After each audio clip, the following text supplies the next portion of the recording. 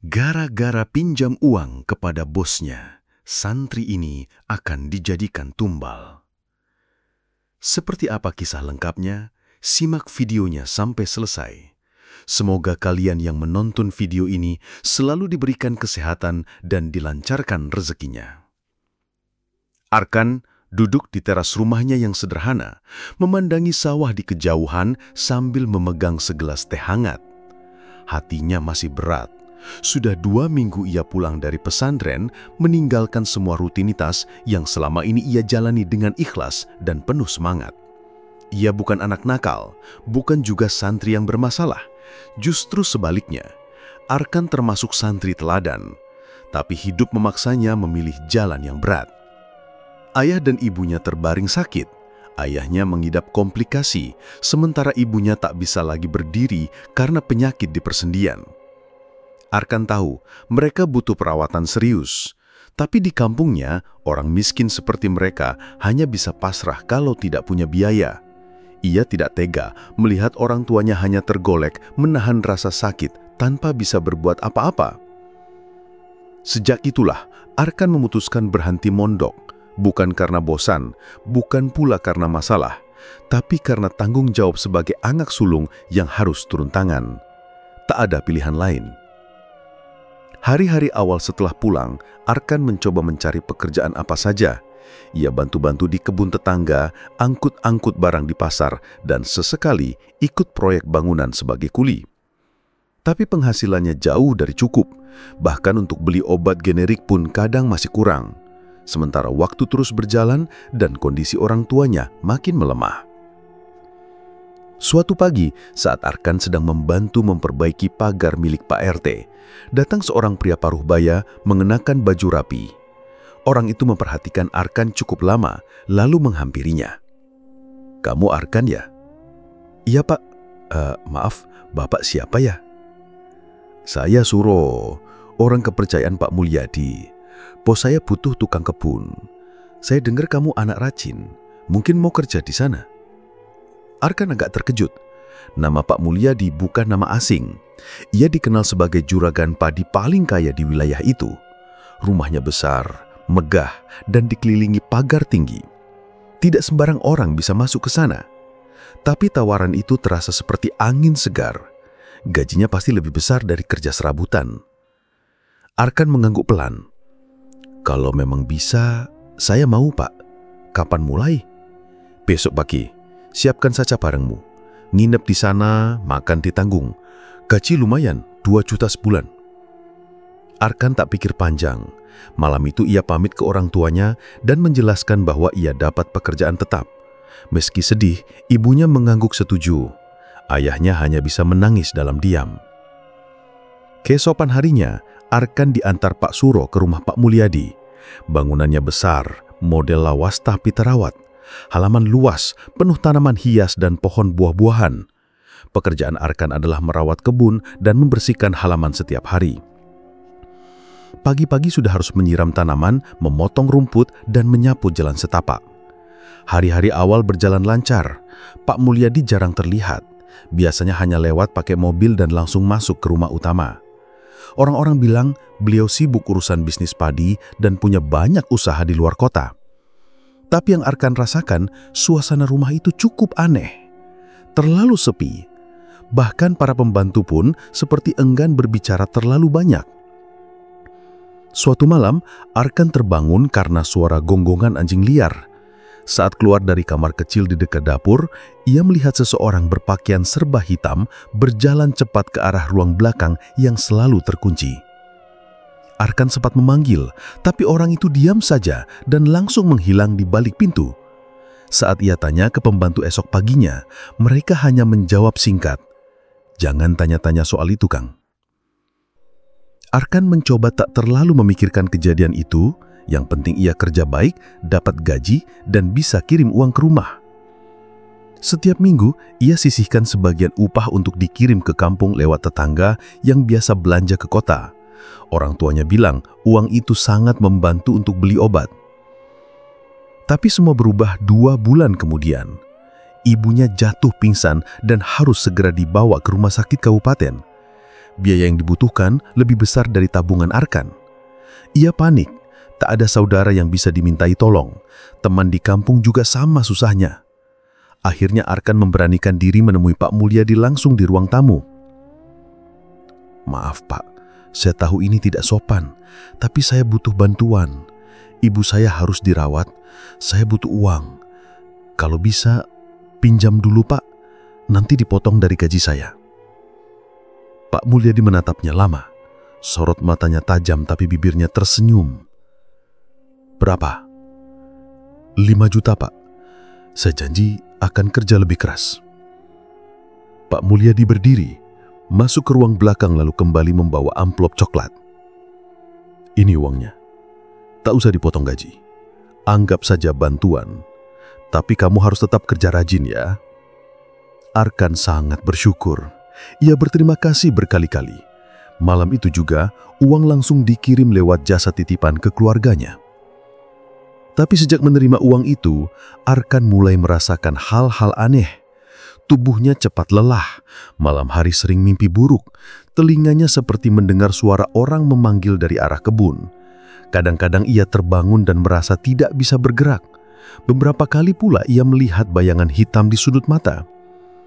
Awalnya ia mengira itu hanya lelah atau kebanyakan pikiran, tapi makin lama gangguan itu makin sering. Suatu malam, saat sedang menyapu halaman belakang, Arkan melihat seekor burung gagak besar bertengger di atas pohon mangga. Gagak itu menatapnya tajam, lalu terbang lewat dekat kepalanya sambil bersuara keras. Tak lama setelah itu, Arkan merasa dadanya sesak dan pandangannya gelap. Ia jatuh tak sadarkan diri di samping kolam ikan. Paginya, pembantu rumah menemukan Arkan tergeletak. Pak Mulyadi tak panik. Ia malah menyuruh pembantu membaringkan Arkan di kamar kosong dan menutup pintu. Tidak dipanggilkan dokter, tidak juga dibawa ke rumah sakit. Saat itu, Arkan sudah tidak sadar, tapi dalam mimpinya ia melihat dirinya berada di tempat asing. Dikelilingi banyak api dan suara tangisan. Ada sosok hitam tinggi besar memanggil namanya. Sementara itu di kampung halaman, ibunya merasa gelisah. Ia terus menangis tanpa sebab. Ayah Arkan yang sudah bisa duduk pun berkata lirih, "Ibu, tolong kabari Kiai Syamsul. Katakan Arkan dalam bahaya." Arkan mulai terbiasa dengan ritme kerja di rumah Pak Mulyadi. Setiap pagi, ia bangun sebelum subuh, menyapu halaman depan, menyiram tanaman, lalu membersihkan kebun belakang. Meski kadang capek, Arkan tetap menjalani tugasnya dengan serius. Ia sadar ini satu-satunya cara agar bisa mengirim uang untuk biaya pengobatan orang tuanya. Pak Mulyadi sendiri jarang bicara banyak, tapi kalau bertemu, wajahnya selalu tersenyum. Kadang tiba-tiba memberi bonus atau menyuruh Arkan istirahat lebih awal. "Kamu kerja bagus," katanya suatu hari sambil menyerahkan amplop kecil berisi uang tambahan. Arkan senang, tapi dalam hati merasa aneh. Jarang ada majikan yang murah hati seperti itu tanpa alasan. Rumah besar itu juga bikin Arkan sering merasa tidak nyaman. Halamannya luas, tapi seperti kosong. Tak ada suara burung, tak ada suara jangkrik malam hari. Arkan pernah bertanya ke pembantu soal ruangan yang selalu dikunci di bagian belakang rumah. Tapi jawabannya cuma singkat, "Nggak usah ke situ, bukan urusan kita." Sejak beberapa minggu tinggal di sana, Arkan mulai diganggu hal-hal aneh. Kadang tengah malam, ia mendengar suara kursi diseret dari arah ruang makan. Padahal semua sudah tidur. Kadang juga terdengar suara ketukan dari balik dinding kamarnya. Tapi saat dicek, tak ada siapa-siapa. Arkan mencoba mengabaikan, mengira itu hanya perasaan. Gangguan makin sering datang lewat mimpi. Arkan pernah mimpi berada di lorong gelap, dikejar bayangan hitam. Suara-suara aneh membisikkan namanya, menyuruhnya menyerah. Kadang ia terbangun dengan tubuh basah keringat dan dada sesak. Pernah juga ia melihat sosok wanita berambut panjang duduk di pojok kebun saat malam. Tapi ketika didekati, sosok itu lenyap. Arkan tidak langsung curiga ke Pak Mulyadi. Ia pikir mungkin rumah tua ini memang menyimpan penunggu, seperti cerita-cerita yang sering ia dengar waktu kecil. Tapi selama tidak diganggu secara langsung, ia memilih diam. Hingga suatu hari, ibunya menelpon dari rumah sakit lewat tetangganya. Kondisinya memburuk dan harus segera dirujuk ke kota. Biayanya tidak kecil. Arkan langsung panik. Tabungannya belum cukup. Mau pinjam ke siapa? Ia sudah tidak punya siapa-siapa di kota. Akhirnya, dengan berat hati, ia mengetuk pintu ruang kerja Pak Mulyadi malam itu. Pak Mulyadi duduk di depan meja membaca sesuatu. Saat melihat Arkan, ia mengangguk ramah. "Ada apa kan?" "Saya mau pinjam uang, Pak. Ibu saya butuh dirawat lebih lanjut. Saya janji akan bayar, bisa dipotong dari gaji juga nggak apa-apa," jawab Arkan dengan suara rendah. Pak Mulyadi diam sebentar, lalu membuka laci dan mengeluarkan map kecil berisi lembaran uang. Ia menyerahkan langsung ke tangan Arkan. 10 juta cukup?" "Iya, Pak. Terima kasih banyak. Saya bakal kerja lebih giat lagi." Pak Mulyadi senyum, lalu berdiri dan menepuk bahu Arkan. "Kamu anak baik. Yang penting jaga loyalitas. Jangan macam-macam." Arkan mengangguk cepat. Malam itu juga uang dikirim ke kampung. Sejak menerima uang itu, Arkan mulai merasakan perubahan. Badannya sering lemas tanpa sebab. Ia lebih cepat ngantuk, tapi tidur tidak nyenyak. Matanya kadang sembab saat bangun, seperti habis menangis, padahal ia tidak sadar. Anehnya, pekerja lain seolah menjauh. Tidak ada yang bicara seperti biasa. Suasana rumah makin berat dan gelap. Satu malam saat ia ke kamar mandi belakang, Arkan memergoki Pak Mulyadi berdiri sendirian di bawah pohon mangga besar. Ia memegang dupa yang menyala dan mulutnya komat kamit. Di dekat kakinya ada ayam hitam yang sudah disembelih. Darahnya ditampung dalam mangkuk. Arkan langsung mundur pelan-pelan, jantungnya berdetak cepat. Ia tidak berani bertanya, pura-pura tidak lihat apa-apa. Tapi malam itu Arkan tidak bisa tidur. Pikirannya campur aduk. Apa sebenarnya yang sedang terjadi? Keesokan harinya, Pak Mulyadi terlihat seperti biasa. Ramah, sopan, bahkan sempat bertanya soal kondisi ibu Arkan. Tapi pembantu rumah memberi peringatan pelan saat bertemu di dapur. "Kang, mulai sekarang jangan keluar malam. Jangan tanya-tanya lagi soal Pak Mulyadi." Arkan hanya mengangguk. Ia merasa seperti masuk ke dalam sesuatu yang tidak ia pahami sepenuhnya. Gangguan makin jelas datang. Kadang saat menyapu halaman, Arkan melihat ada jejak kaki besar yang tidak semestinya. Kadang ia mencium bau busuk seperti daging busuk terbakar. Pernah juga ia mendengar suara tangisan perempuan dari sumur belakang. Suara itu hanya terdengar olehnya. Puncaknya, suatu malam Arkan kembali bermimpi buruk. Ia berada di tengah ruangan gelap, dikelilingi suara jeritan. Ada sesosok makhluk besar, tinggi, matanya merah menyala memanggil namanya. "Arkan, waktumu sebentar lagi." Arkan terbangun dengan napas terengah-engah, badannya gemetar dan keringat membasahi seluruh tubuh. Saat melihat cermin kecil di dekat tempat tidur, ia kaget. Di lehernya ada bekas seperti telapak tangan hitam. Tapi saat dicuci, bekas itu menghilang begitu saja. Keesokan paginya, Arkan pingsan saat menyapu halaman depan. Ia tidak sadarkan diri selama berjam-jam. Saat bangun, ia merasa seperti baru keluar dari lubang gelap. Kepalanya berat dan tubuhnya terasa bukan miliknya sendiri. Ia bingung, lemas, dan takut. Tapi ia tidak tahu harus bicara ke siapa. Arkan mulai menyadari bahwa sejak menerima uang pinjaman itu, ada sesuatu yang berubah. Tidak hanya fisiknya, tapi juga batinnya. Ia seperti terikat oleh sesuatu yang tak terlihat. Sementara itu di rumah Pak Mulyadi, tidak ada yang menunjukkan kepanikan. Semua terlihat biasa saja, seolah-olah pingsannya Arkan adalah hal kecil. Arkan mulai menyendiri. Ia duduk diam lama di pojok kebun setiap selesai bekerja, menatap langit dan berdoa dalam hati. Ia merindukan suasana pesantren. Ia merindu lantunan ngaji dan bimbingan para ustadz. Tapi sekarang ia merasa terjebak. Ia tidak tahu apa yang harus dilakukan untuk keluar. Beberapa malam kemudian, suara dalam mimpinya mulai berubah. Kini tidak hanya memanggil namanya, tapi juga mengancam. "Kalau kamu kabur, orang tuamu yang jadi gantinya."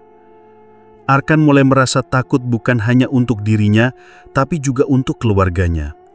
Dan di malam itu juga, dari kampung, ibunya terbangun dengan perasaan tidak enak. Ia memandangi foto Arkan yang tergantung di dinding, lalu berkata pelan kepada suaminya, "Pak, aku rasa Arkan dalam bahaya. Kita harus cari bantuan." Sejak hari ketika Arkan menerima uang pinjaman dari Pak Mulyadi, tubuhnya makin lemah dari hari ke hari. Setiap pagi, bangun tidur, rasanya seperti habis angkat karung seharian. Badannya pegal semua dan kadang susah digerakkan. Pernah suatu kali ia pingsan saat sedang memotong ranting di kebun. Saat sadar, ia sudah di kamarnya dan pembantu rumah bilang ia pingsan hampir 1 jam. Arkan jadi makin sering menyendiri. Ia lebih banyak diam, bahkan makan pun mulai tak berselera. Nafasnya sesak, pandangannya sering kabur. Tapi saat ia mengeluh ke Pak Mulyadi, pria itu hanya tersenyum. "Mungkin kamu kecapean kan? Istirahat aja dulu, jangan dipaksakan." Tapi di balik senyum itu, Arkan mulai merasa ada yang gak beres. Suatu malam, saat hujan deras dan angin bertiup kencang, Arkan terbangun karena suara orang berjalan di lantai atas. Padahal rumah itu hanya dihuni Pak Mulyadi, 2 pembantu, dan dirinya sendiri.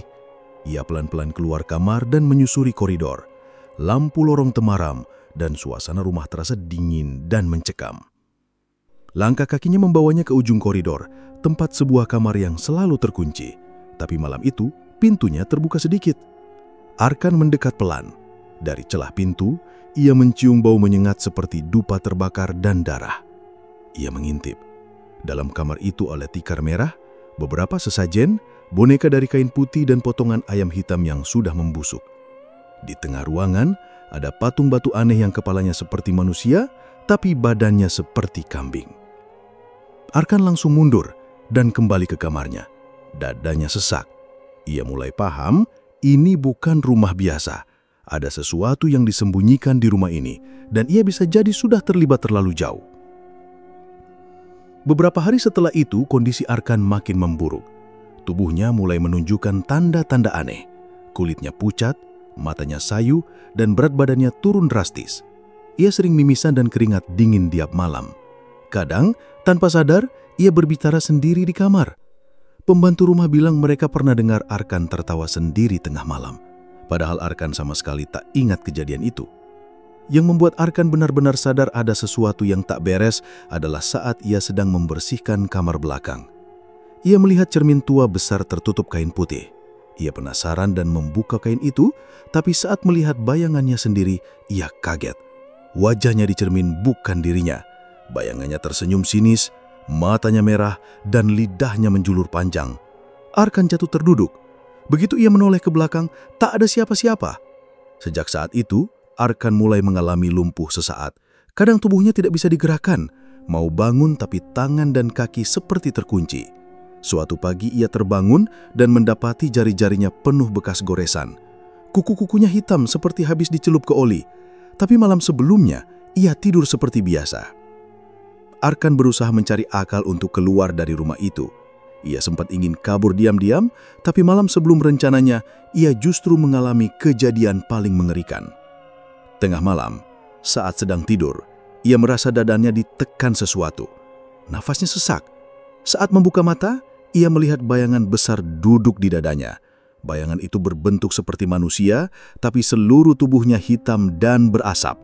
Matanya merah menyala dan dari mulutnya keluar suara berat. "Jangan coba kabur. Kau sudah dipilih." Tubuh Arkan kaku. Ia tak bisa berteriak, tak bisa bergerak. Rasanya seperti terjebak dalam tubuh sendiri. Setelah beberapa menit, sosok itu menghilang dan Arkan langsung bisa bergerak lagi. Ia duduk, gemetar hebat, dan menangis sendirian. Hari-hari berikutnya Arkan seperti bukan lagi dirinya sendiri. Ia sering melamun, sulit fokus, dan bicara tak jelas. Para pembantu mulai takut padanya. Salah satu dari mereka bahkan meminta izin pulang kampung karena tak tahan bekerja di rumah itu. Salah satu hari Arkan nekat bertanya ke pembantu yang tersisa, seorang wanita tua bernama Bu Murni. "Bu, sebenarnya rumah ini kenapa sih? Saya ngerasa aneh sejak tinggal di sini." Bu Murni awalnya diam, tapi setelah memastikan tak ada orang di sekitar, ia berbisik. Mas Arkan sudah terlalu dalam. Dulu juga pernah ada tukang kebun lain yang sakit-sakitan setelah pinjam uang ke juragan.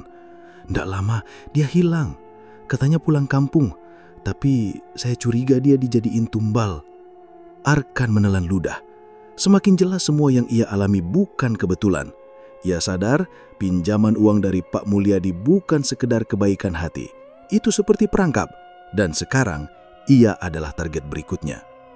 Malamnya Arkan coba kabur diam-diam.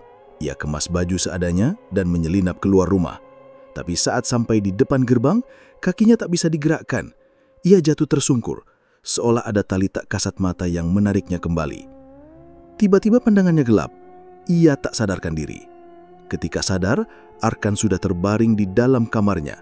Tapi kini ia merasa ada yang aneh dalam pikirannya. Suara-suara aneh berbisik terus menyuruhnya diam, menyuruhnya patuh. Ia seperti sedang dibawa ke tempat gelap yang makin lama makin dalam. Pikiran Arkan kacau. Ia tidak tahu lagi mana kenyataan, mana mimpi. Tubuhnya seperti bukan miliknya, tapi di satu sudut hatinya masih ada harapan kecil. Ia hanya bisa berdoa dalam hati, berharap ada yang datang menolong. Dan dari jauh, di kampung halaman ibunya yang sakit, kembali merasakan firasat buruk. Ia memeluk Al-Quran kecil yang dulu sering dibaca Arkan waktu masih mondok, lalu berkata pada suaminya, "Pak, tolong hubungi pesantren. Bilang ke Kiai, Arkan dalam bahaya." Pagi itu, udara di desa Arkan terasa berat. Ibu Arkan, Bu Narti, duduk termenung di kursi kayu depan rumah. Matanya memandang kosong ke halaman. Sudah beberapa hari ini, hatinya tidak tenang. Entah kenapa, ia merasa ada sesuatu yang buruk sedang menimpa anaknya. Sejak Arkan jarang memberi kabar dan hanya mengirim uang sebulan sekali, perasaannya makin gelisah. "Pak, saya mimpi Arkan semalam," ucap Bu Narti pelan pada suaminya, Pak Rohman, yang sedang menjerang air. "Mimpi apa?" tanya suaminya tanpa menoleh. Dia duduk di bawah pohon besar, sendirian. Bajunya lusuh, matanya kosong. Wajahnya pucat banget. Dia cuma bilang, "Ibu tolong saya," lalu hilang. Pak Rohman langsung menoleh. Ia ikut merasakan ada yang aneh. Arkan memang sudah lama tak pulang. Dan sejak terakhir kirim uang 2 minggu lalu, HP-nya pun sulit dihubungi. Pesan masuk tapi tak pernah dibalas. Telepon selalu mati. Padahal sebelumnya Arkan selalu menyempatkan video call walau sebentar. Setelah berdiskusi singkat, mereka sepakat pergi ke pondok pesantren tempat Arkan dulu mondok. Meski jaraknya cukup jauh, sekitar 2 jam perjalanan dari desa, mereka tak peduli. Bu Narti bahkan bilang, "Kalau kita cuma diam di rumah, saya makin gak tenang, Pak." Siang itu, mereka naik ojek ke terminal, lalu lanjut naik bus kecil ke arah pesantren. Pondok itu berdiri di daerah perbukitan, tenang dan dikelilingi sawah. Bangunan utamanya masih sama seperti dulu. Di sana mereka langsung bertemu dengan santri jaga dan bilang ingin bertemu dengan Kiai Syamsul.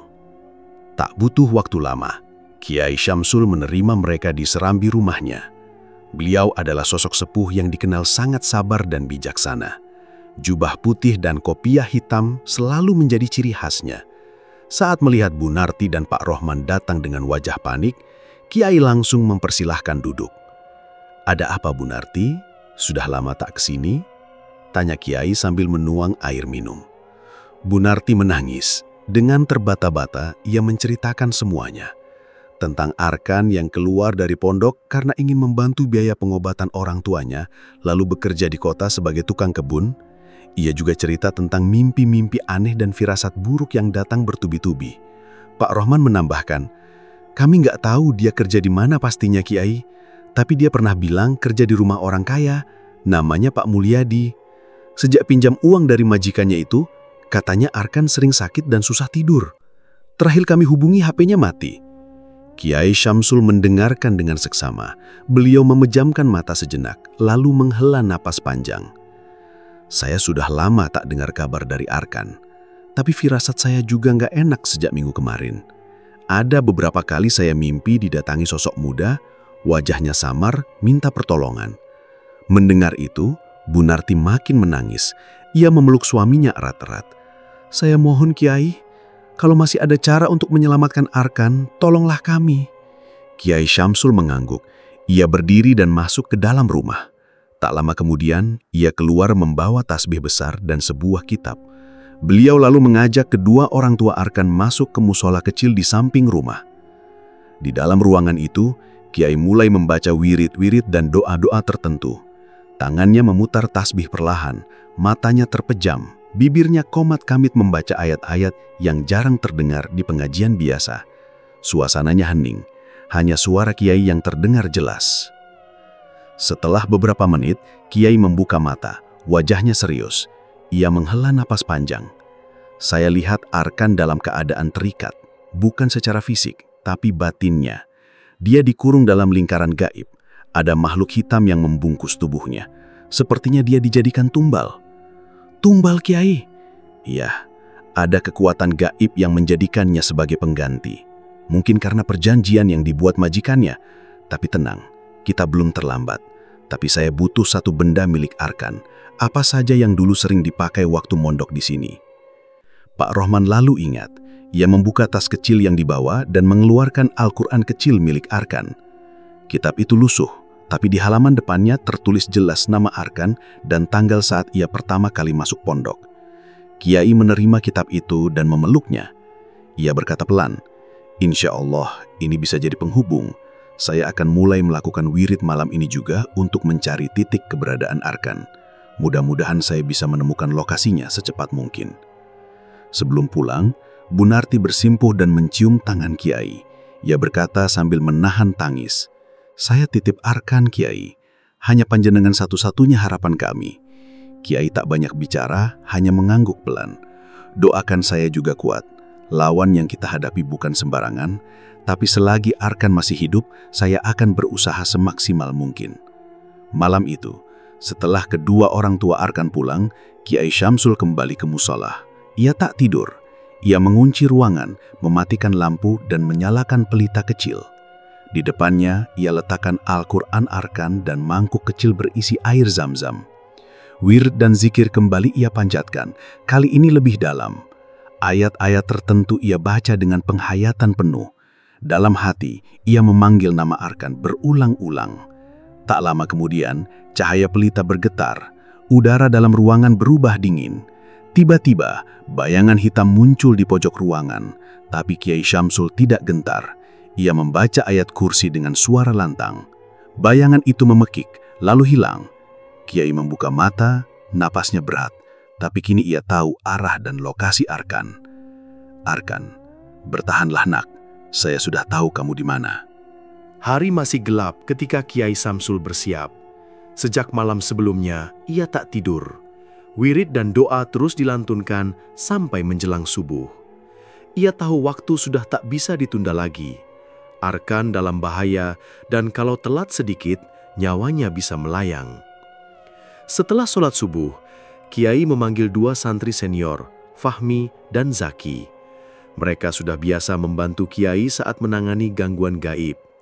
Keduanya paham, tugas kali ini bukan perkara ringan. Kiai menjelaskan bahwa mereka akan mendatangi rumah seorang juragan bernama Pak Mulyadi, tempat Arkan bekerja dan kini dijadikan tumbal pesugihan. "Jangan banyak bicara nanti di lokasi. Fokus, baca dzikir dalam hati. Jangan lepas wudhu.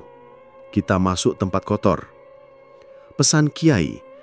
Perjalanan menuju rumah Pak Mulyadi memakan waktu hampir 2 jam. Mobil sederhana milik pesantren melaju perlahan melewati jalan desa dan perkebunan.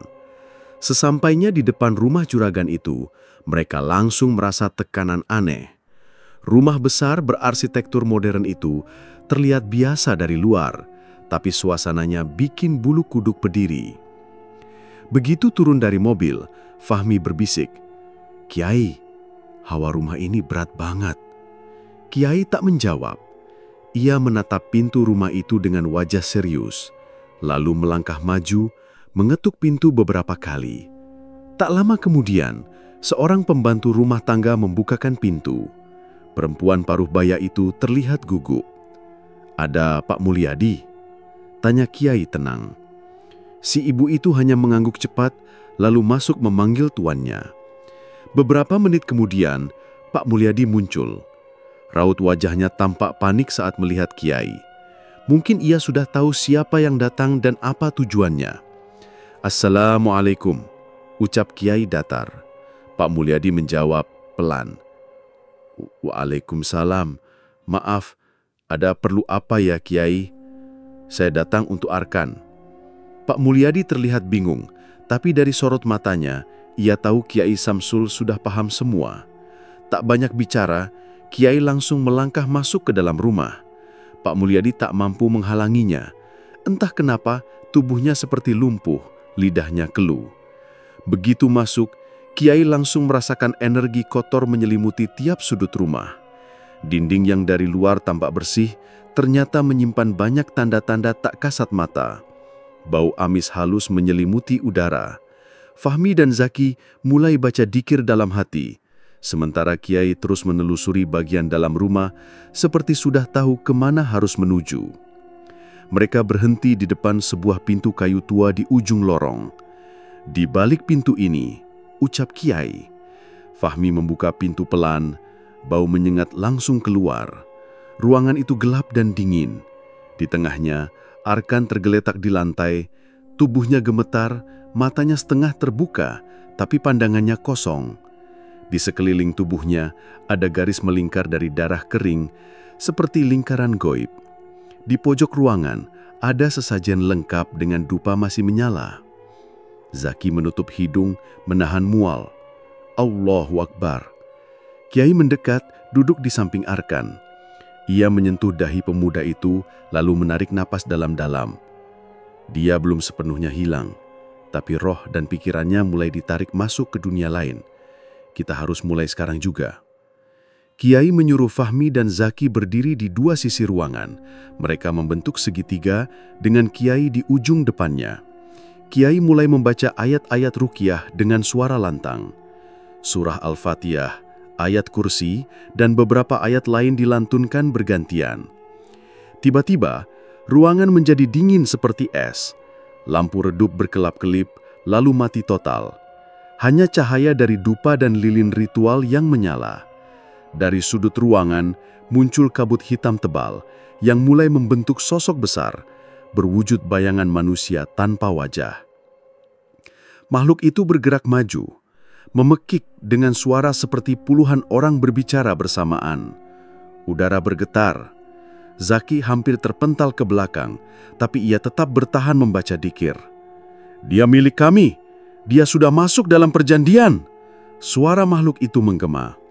Kiai tak menjawab. Ia terus membaca. Suaranya semakin lantang.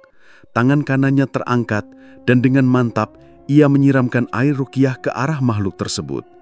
Makhluk itu meraung. Ruangan bergetar. Arkan menggeliat. Tubuhnya seperti kesetrum. Garis lingkaran darah di sekelilingnya mulai berasap. "Allahu Akbar!" seru Kiai. Fahmi dan Zaki mengikuti, meneriakan takbir sambil membaca ayat perlindungan. Perlahan, makhluk hitam itu mulai retak. Tubuhnya meleleh seperti lilin terbakar. Raungannya berubah jadi jeritan menyakitkan, lalu hilang dalam kepulan asap tebal. Setelah itu, ruangan menjadi hening. Bau menyengat berlahan hilang. Arkan masih terbaring, tapi kini wajahnya mulai lebih tenang. Matanya terbuka perlahan. Ia menatap Kiai dengan lemah. "Kiai?" Suaranya lirih. Kiai tersenyum. "Kamu sudah aman, nak." Fahmi langsung membantu melepas ikatan tak kasat mata dari tubuh Arkan. Zaki membersihkan sisa-sisa sesajen dan membakar dupa yang masih menyala. Mereka bersama-sama mengangkat Arkan keluar dari ruangan. Di ruang tamu, Pak Mulyadi terduduk lemas di lantai. Wajahnya pucat pasi. Kiai menatapnya dengan dingin. "Perjanjianmu dengan makhluk itu sudah putus. Tapi ingat, dosamu tak kecil. Menumbalkan manusia berdemi kekayaan adalah perbuatan keji." Pak Mulyadi hanya tertunduk, tak mampu menjawab. Ia seperti orang linglung. Kiai tak mengutuknya lebih jauh. Ia tahu hidup Pak Mulyadi tak akan pernah tenang lagi. Mereka pun pergi meninggalkan rumah itu dengan membawa Arkan yang masih lemas. Di dalam mobil, Arkan menangis pelan. Ia memegang tangan Kiai dengan lemas. "Maaf Kiai, saya terlalu nekat." Kiai hanya menjawab, "Kamu selamat karena doa orang tuamu." Beberapa hari setelah kejadian di rumah Pak Mulyadi, Arkan masih belum sadar. Ia dirawat di sebuah klinik kecil di desa dekat pesantren. Tubuhnya lemah, wajahnya pucat, dan sesekali menggigil. Kiai Syamsul yang membawa Arkan ke sana terus memantau kondisinya dari hari ke hari sambil melanjutkan bacaan doa. Orang tua Arkan juga ikut berjaga. Mereka menunggu dengan penuh harap dan doa, setiap hari membisikkan ayat-ayat suci di telinga anaknya. Meski dokter bilang kondisinya stabil, tapi belum bisa dipastikan kapan Arkan akan bangun. Di sisi lain, rumah Pak Mulyadi mendadak berubah jadi tempat yang menyeramkan. Warga sekitar mulai bercerita bahwa setiap malam terdengar suara jeritan dari dalam rumah itu. Lampu-lampu menyala sendiri dan bau menyengat tercium sampai ke pagar depan. Tak ada yang berani mendekat. Beberapa hari setelah Kiai dan santri membawa Arkan pergi, pembantu rumah tangga Pak Mulyadi ditemukan lari ketakutan, berjalan tanpa arah di pinggir jalan. Ia hanya bilang satu kalimat berulang-ulang, "Pak Mulyadi dimakan sendiri, dimakan sendiri." Malam itu, Pak Mulyadi memang tak bisa tidur. Sejak gagal menyerahkan Arkan sebagai tumbal, ia merasa hidupnya dikejar sesuatu. Bayangan hitam muncul di cermin, suara berbisik di telinga, dan hembusan angin dingin di dalam rumah tak pernah berhenti. Tubuhnya makin lemas, makanan tidak bisa masuk, wajahnya kusut dan matanya cekung. Ia mencoba menghubungi dukun langganannya, tapi tak satu pun yang menjawab. Semua merasa tidak sanggup menolong karena perjanjian itu sudah melewati batas. Pada malam keempat setelah kegagalan tumbal, suara itu datang lagi. Kali ini lebih jelas dan keras. "Janjimu gagal, nyawamu jadi ganti." Pak Mulyadi ketakutan, berlari ke kamar belakang tempat ritual dulu dilakukan. Ia coba membakar kemenyan, membaca mantra, tapi semuanya percuma. Angin berhembus kencang dari dalam kamar dan tubuhnya terhempas ke dinding. Suara raungan menggema di seluruh rumah. Dari balik asap, muncul sosok hitam tinggi besar. Sosok itu mencengkram Pak Mulyadi dan menyeretnya ke dalam kegelapan. Setelah itu, rumah menjadi sunyi. Tak ada yang tahu pasti apa yang terjadi, tapi Pak Mulyadi tak pernah terlihat lagi. Sementara itu di klinik kecil, Arkan akhirnya membuka mata. Pandangannya kabur, tapi ia bisa melihat wajah ibunya menangis bahagia di samping ranjang. Ayahnya menggenggam tangannya, gemetar tapi bersyukur. "Arkan, alhamdulillah kamu bangun, Nak," bisik ibunya sambil mengusap kepala anaknya. Arkan diam. Air mata perlahan mengalir dari ujung matanya. Ia mencoba bicara, tapi suaranya serak. "Kiai, mana Kiai?" tanyanya pelan. Beberapa menit kemudian, Kiai Syamsul datang ke ruangan. Ia tersenyum melihat Arkan sudah sadar. "Kamu diberi umur panjang, Nak, tapi jangan sia-siakan lagi. Allah masih sayang sama kamu." Arkan menunduk, lalu menangis. Ia tahu betul apa yang terjadi padanya bukan hal biasa. Ia merasa seperti baru kembali dari jurang kematian. Tubuhnya masih lemas, tapi hatinya sudah mantap. 2 minggu kemudian, setelah kondisinya membaik, Arkan memutuskan kembali ke pesantren. Ia pamit baik-baik pada kedua orang tuanya, mencium tangan mereka, dan meminta doa agar bisa memperdalam ilmu agama seperti dulu. "Bapak Ibu, biar aku bantu dari jalan yang benar. Nggak akan kerja ngawur lagi," katanya mantap. Orang tuanya mengangguk, meski sedih harus berpisah lagi. Tapi mereka tahu, jalan yang dipilih Arkan sekarang jauh lebih baik. Kehidupan di pesantren tak banyak berubah, tapi Arkan kembali sebagai pribadi yang berbeda. Ia lebih serius, lebih dalam saat mengaji, dan lebih banyak diam. Teman-temannya menyambutnya hangat, tapi mereka tahu ada hal besar yang pernah Arkan alami. Beberapa santri sempat bertanya, tapi Arkan hanya menjawab pendek, "Saya pernah salah jalan, tapi Allah masih kasih kesempatan.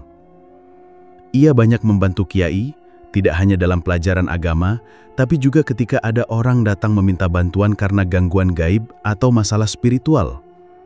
Kiai menjawab langsung dari kiai tentang hal-hal yang sebelumnya tak pernah ia pahami saat masih santri biasa. Kadang ia termenung di malam hari, terbayang saat tubuhnya tidak bisa bergerak, saat bisikan-bisikan itu menguasai pikirannya, saat ia hampir kehilangan semuanya hanya karena tergiur bantuan dari orang yang salah. Tapi dari semua itu ia bersyukur, karena dari kesalahan itu ia sekarang tahu betapa pentingnya kembali ke jalan yang benar. Dunia kerja memang keras, tapi bukan berarti harus mengorbankan jiwa dan iman demi bertahan hidup. Beberapa bulan kemudian, pesantren mengadakan pengajian umum. Kiai Syamsul mempersilahkan Arkan memberi ceramah singkat di hadapan para santri dan warga desa. Dengan suara tenang, Arkan bercerita tentang hidupnya, tanpa menyebut nama siapapun. Ada kalanya kita diuji dengan kemiskinan, kesulitan, bahkan putus harapan. Tapi jangan pernah mencari jalan pintas yang kelihatan mudah. Karena bisa jadi, di balik itu ada jebakan yang kita nggak sangka. Ia berhenti sejenak, menatap para hadirin. Saya pernah salah langkah, tapi saya bersyukur masih dikasih kesempatan balik. Semoga kalian yang sedang kesulitan, jangan sampai jatuh ke tempat yang sama.